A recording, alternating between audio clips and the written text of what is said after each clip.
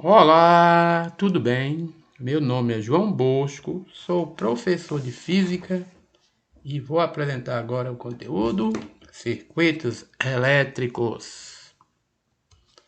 Bom, antes de mais nada, vamos dar uma olhadinha aqui no circuito elétrico simples. Ele é composto por uma pilha, né, que vai ser o gerador elétrico, um interruptor, que vai abrir e fechar o circuito, apagando e acendendo o meu receptor, que no caso aqui é uma lâmpada, e os fios elétricos que conduzem a corrente do gerador até o receptor. Então, quando eu aciono meu receptor, o meu interruptor, ok, o que vai acontecer? A carga elétrica vai sair do gerador e vai atingir o meu receptor, fazendo ele converter energia elétrica em energia luminosa. Né? Ok? Bom, como é que seria a simbologia desse circuito? Basicamente isso. O gerador sempre vai ser composto por uma barra estreita, uma barra mais longa, o polo positivo e negativo, sendo o polo negativo junto da barra mais grossa e menor, ok? E aí o interruptor vai ser simplesmente um segmento de linha, que ora vai estar aberto, como está mostrado agora, ora fechado, como agora, e quando ele estiver fechado vai haver circulação de corrente e o meu receptor vai fazer a conversão da energia elétrica em energia luminosa aqui no caso, né? Assim, de forma bem simples, o gerador elétrico ele entrega ao receptor elétrico energia e diferença potencial DDP. Bom, vamos lá ver com mais detalhes o que é o gerador. O gerador, na realidade, ele não gera, ele converte qualquer outra modalidade de energia em energia elétrica. Por exemplo, energia química em energia elétrica, energia mecânica em energia elétrica, energia luminosa em energia elétrica, energia térmica em energia elétrica e assim por diante. Bom, o receptor faz o quê? O contrário, ele converte energia elétrica em outra forma de energia que não seja apenas térmica. Porque quem faz isso, ou seja, converter energia elétrica em somente energia térmica, como vimos anteriormente, é o resistor. Por último, temos os interruptores que ligam e desligam o circuito e os fios e cabos que conduzem a corrente elétrica entre os vários dispositivos do circuito. Teoricamente, deveriam ter resistência nula, mas na prática não é bem assim. Se meu condutor for muito longo, vai haver o quê? Uma resistência que tem que ser considerada nos cálculos. Bom, toda máquina ou dispositivo real tem perda de energia por aquecimento. Então, como eu acabei de falar sobre os condutores, os fios e cabos. Se forem muito longos, a resistência começa a aumentar e o valor da resistência tem que ser considerado. Né? Mas de forma geral vai acontecer sempre isso. Qualquer dispositivo tem perda de energia. Não só elétrico, né? Não existe uma máquina ideal. Bom, usando E para energia, POT para potência, Ni, a letra Ni para rendimento e ΔT como intervalo de tempo. Então vamos fazer aqui uma revisão rápida. Então, a energia total dada por uma máquina ou por um dispositivo, parte vai ser dissipada ou perdida e parte vai ser transformada em energia útil, ou seja, realmente vai ser utilizado. Sendo T minus total, U minus útil e D dissipada como calor, nós encontramos então a relação energia. Energia total vai ser igual a energia útil mais a dissipada. Isso vale para qualquer dispositivo ou máquina. Mas como a potência é igual a energia dividido pelo intervalo de tempo ΔT, então, isolando a energia E, encontramos que ela é igual a potência vezes o intervalo de tempo. Substituindo essa ideia nessa equação geral aqui, nós encontramos então que a potência total vai ser igual à potência útil mais igual à potência dissipada. Desta maneira, quem é o rendimento? O rendimento é a energia útil sobre a energia total. Ok? que vai ser também igual a potência útil sobre a potência total. Vejam que se a máquina for ideal, ou seja, não houver energia dissipada, tá certo? A energia dissipada será nula e a potência dissipada será zero, ou seja, a energia útil será igual à energia total, a potência útil será igual à potência total e o rendimento dessa máquina é 1, ou seja, de 100%. É a máquina ideal que não existe. Já a máquina real, a energia dissipada não é nula, sempre vai ser maior que zero. Logo, a potência total dissipada é maior que zero, não pode ser nula. A energia útil será menor que a total, da mesma forma, a potência útil é menor que a potência total, e o rendimento será menor que 1, ou seja, a máquina real tem rendimento menor que 100%. Desta forma, todo dispositivo elétrico real tem perda de energia elétrica ao ser percorrido por uma corrente elétrica, devido ao aquecimento ou ao chamado efeito Joule. Assim, a energia total que o gerador dispõe para produzir energia elétrica, parte dela será perdida e parte dela será efetivamente utilizada para produção de energia elétrica. Da mesma forma, toda a energia que os fios condutores recebem para transporte, parte dela será perdida e parte será realmente transmitida para os receptores. Por sua vez, toda a energia que o receptor recebe terá parte perdida e parte efetivamente utilizada para o que foi desenvolvido.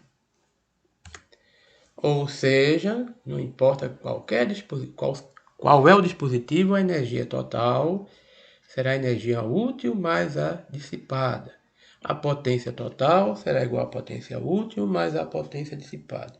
E o rendimento será a razão entre a energia útil e a energia total, ou potência útil ou potência total. E para o dispositivo ideal, o rendimento será 1 ou de 100%, e para o dispositivo real, o rendimento sempre será menor que 1, ou seja, sempre menor que 100%. Observação. O que é um resistor elétrico? É o dispositivo que converte energia elétrica só em energia térmica. Como vimos anteriormente em outras aulas. O símbolo resistor, tá certo? É esse aqui é o símbolo americano. E aí sobre ele eu vou aplicar uma DDP, U, e por ele vai passar uma corrente de intensidade I.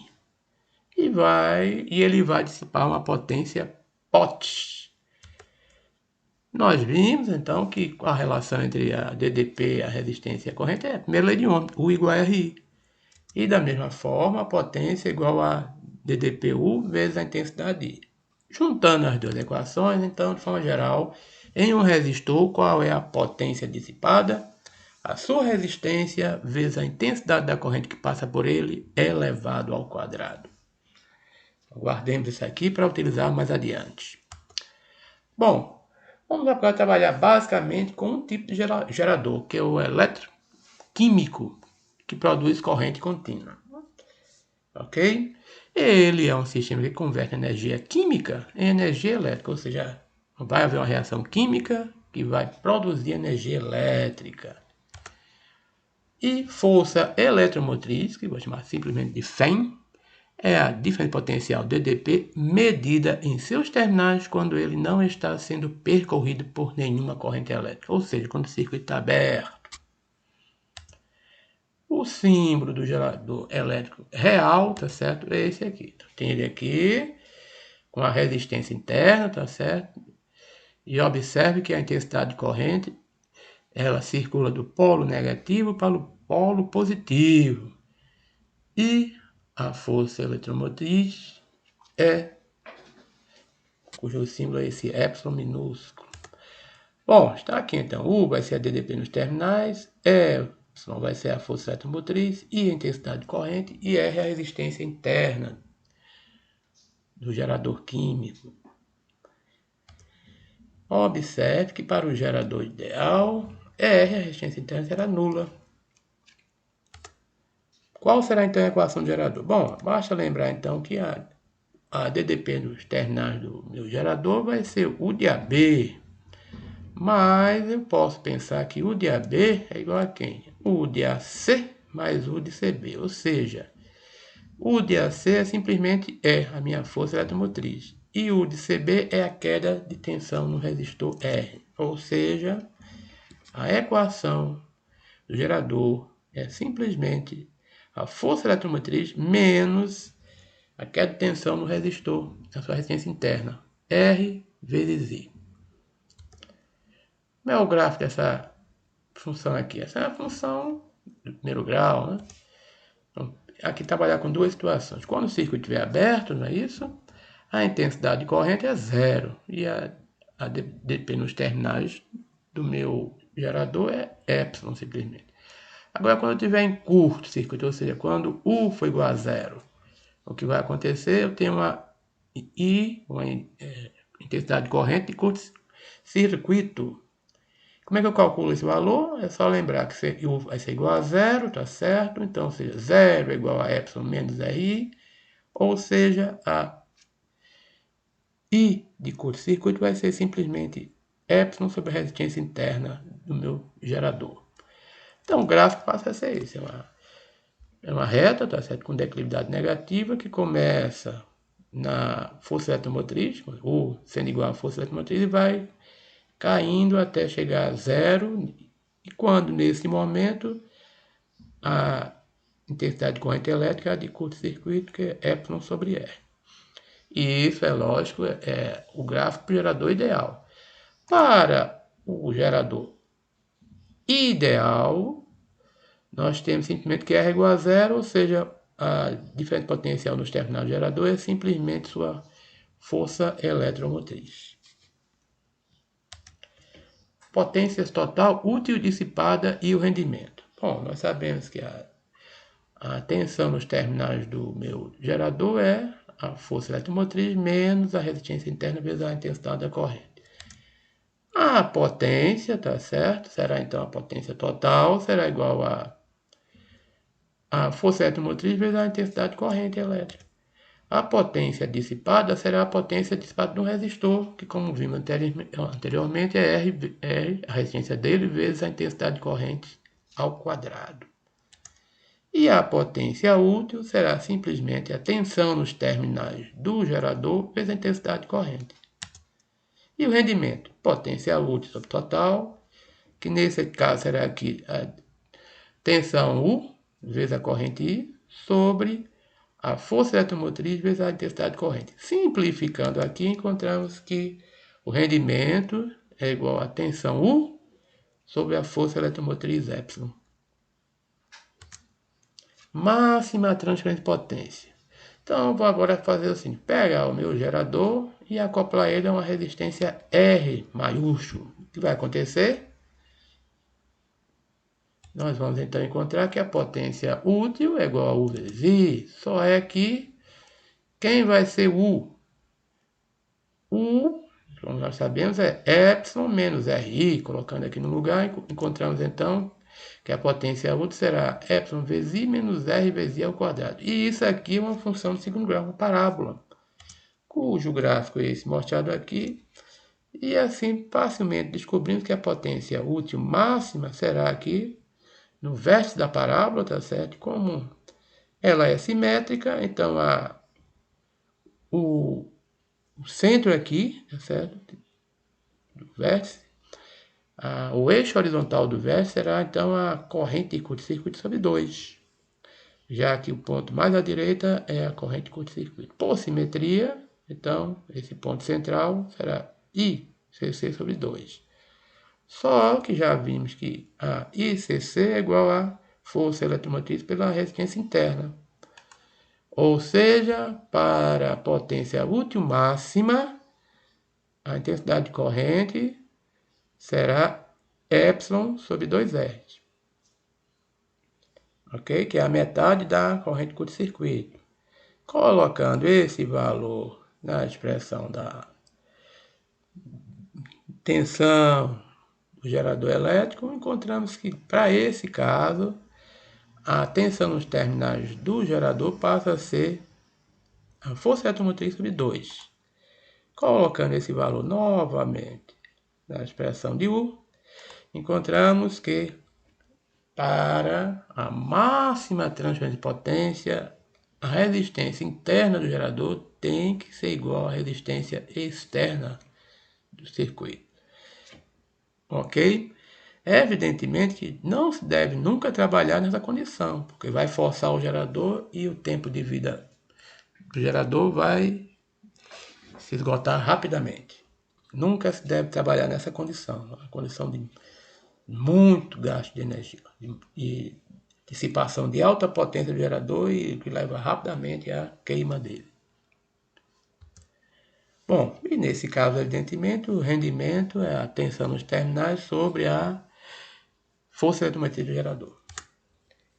E o rendimento para a potência máxima será então de 50%. Evidentemente, como já foi dito, não se deve trabalhar nesse regime sobre risco de perda do gerador. Bom, receptor elétrico é o sistema que converte energia elétrica em qualquer outra modalidade de energia que não só energia térmica, porque se só converter energia térmica será o resistor. Força contra eletromotriz ou simplesmente F100 é a DDP, a diferença potencial medida em seus terminais quando ele não está sendo percorrido por corrente elétrica e que é usada somente para fins não térmicos. Ok? Então, o símbolo receptor elétrico real é esse aqui, né? Muito parecido com o gerador elétrico, só que o sentido da corrente está invertida. E observe que um gerador elétrico pode vir a ser um receptor, quando tem processo de recarga. Uma pilha de celular, por exemplo, a bateria de celular, quando está sendo usada, ela é um gerador, mas quando ela está sendo recarregada, ela está sendo um receptor elétrico. Ok? Então, nesse momento que o gerador, a pilha ou a bateria do celular está sendo usada, está sendo recarregada, a intensidade de corrente entra pelo polo positivo e sai pelo negativo. Observe também que a força contra eletromotriz tem símbolo ε' e a resistência interna R', para diferenciar do gerador elétrico. Bom, assim, U vai ser a DDP nos terminais, ε' a força contra a eletromotriz e a intensidade de corrente, e R' a resistência interna do receptor. Para o receptor ideal, evidentemente, R' é igual a 0. E a equação do receptor fica como?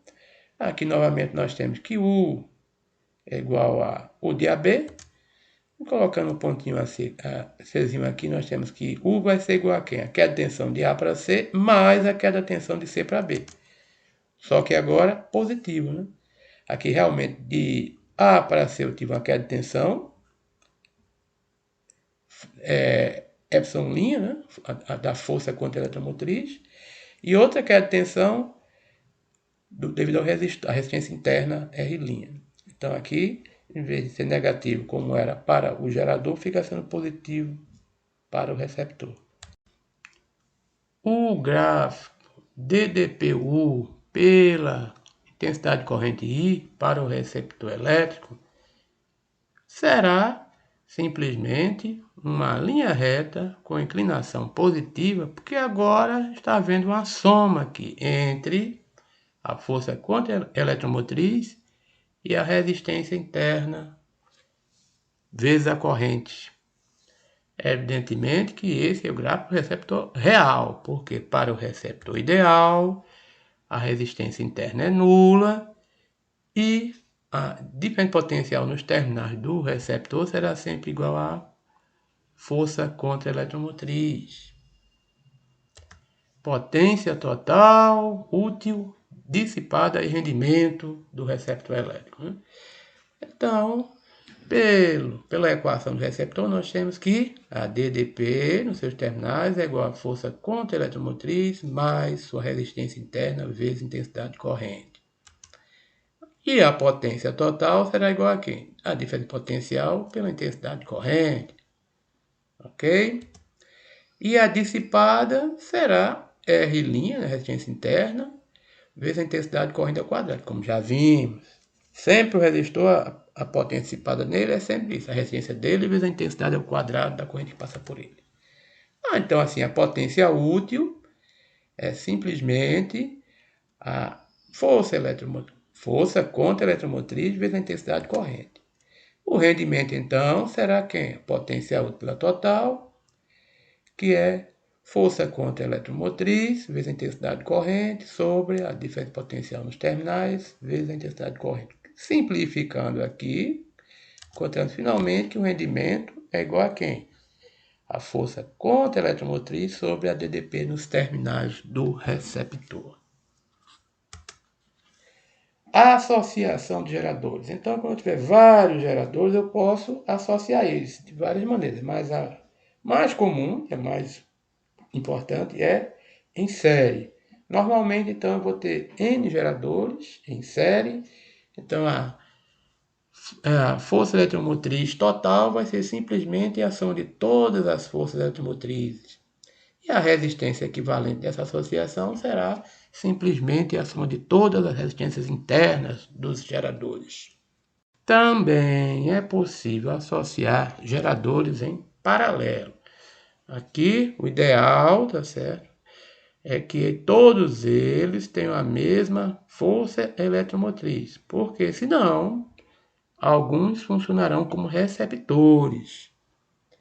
Então, é fundamental assim que todos eles tenham a mesma força eletromotriz epsilon e resistências internas também iguais. Desta maneira, a força eletromotriz equivalente será simplesmente a força eletromotriz de um deles.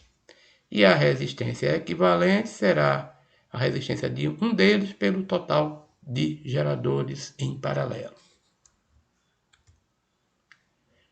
Finalmente, circuitos elétricos com um único caminho. Então, de forma geral, o que nós vamos ver é uma igualdade entre quem? Entre a soma de todas as elevações de potencial, sendo igual a quem?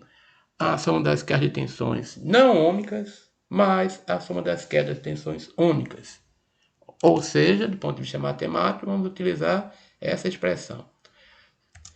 Essa letra grega sigma aqui vai ser usada como soma, ou somatório. Assim, a soma de todas as forças eletromotrizes no caminho será igual a quem? A soma de todas as forças contra-eletromotrizes mais o produto de todas as resistências pela intensidade de corrente. Observação: essa equação é conhecida também como segunda lei de Kirchhoff, ou lei das malhas, e vale para qualquer circuito, não apenas com uma malha, mas com muitas malhas ou caminhos diferentes. Como exemplo, está aqui esse circuito de uma única malha, um único caminho. Então, observe que aqui temos um gerador E1, né, com força eletromotriz E1, um segundo gerador com força eletromotriz E2, e aqui embaixo um receptor com força contra eletromotriz E2 e um outro receptor elétrico com força contra eletromotriz E1. Assim, a intensidade de corrente circulará no sentido anti-horário, tá certo? De acordo com os geradores, no sentido negativo e positivo dos geradores. E assim nós podemos, utilizando aquela ideia da segunda lei de Kirchhoff, né, que ε1 mais ε2, que são as elevações de tensões, as forças eletromotrizes, vai ser igual a quem? As forças contra a eletromotriz, ε1 mais ε2, mais o produto de quem? De todas as resistências, ou seja, R1 mais R2 mais R3 mais R1' mais R2', mais R5 mais R4. Tudo isso multiplicado pela intensidade de corrente I. Com isso, terminamos por aqui. Bye, bye. Até a próxima.